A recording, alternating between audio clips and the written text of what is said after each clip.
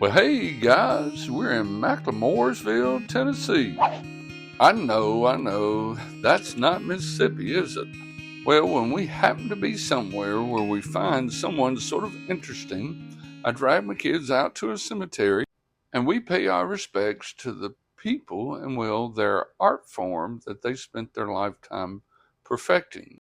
So today we're going to introduce you to Dixie Carter and Hal Holbrook. Dixie Virginia Carter was born May 25th, 1939, right here in Macklemoresville, Tennessee. She spent much of her early years in Memphis and attended the University of Memphis and Southwestern at Memphis. While in college, she was a member of the Delta Delta Delta sorority, and in 1959, she competed in the Miss Tennessee pageant. She was first runner-up in the Miss Tennessee pageant, but won the Miss Volunteer Beauty pageant at the University of Tennessee the same year. She made her acting debut in 1960 in a Memphis production of Carousel, co-starring a guy named George Hearn, who she would marry 17 years later. She moved to New York City in 1963 and got a part in Shakespeare's The Winter's Tale. She left acting in 1967 to focus on raising her daughters, but returned in 1974 as Dorian Kramer on One Life to Live. Shortly after, she got a role on The Edge of Night from 1974 to 76. She also appeared on several episodes of another soap opera, The Doctors, as socialite Linda Elliott. In 1976, she won the Theatre World Award for Jessie and the Bandit Queen. She appeared in other TV series such as Out of the Blue, On Our Own as April Baxter, and Different Strokes as the first Maggie McKinney Drummond, Philip's second wife. She was also in The Greatest American Hero and played the role of Carlotta Beck on Filthy Rich in 1982.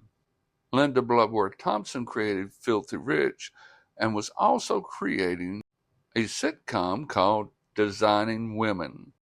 This paved the way for Dixie's most notable role, that of a liberal interior decorator, Julia Sugarbaker, on Designing Women.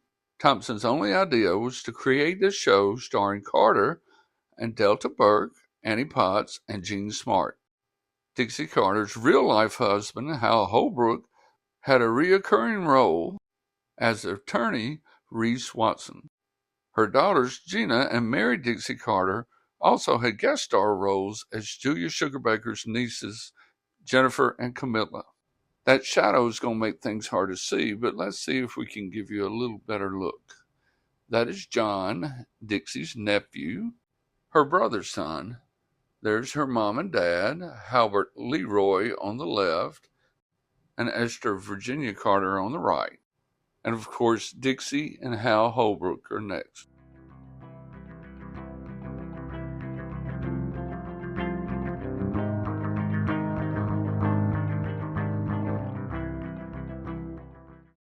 After Designing Women, Dixie played in many other roles, probably most notably in Desperate Housewives, for which she received an Emmy for Outstanding Guest Actress in a Comedy Series.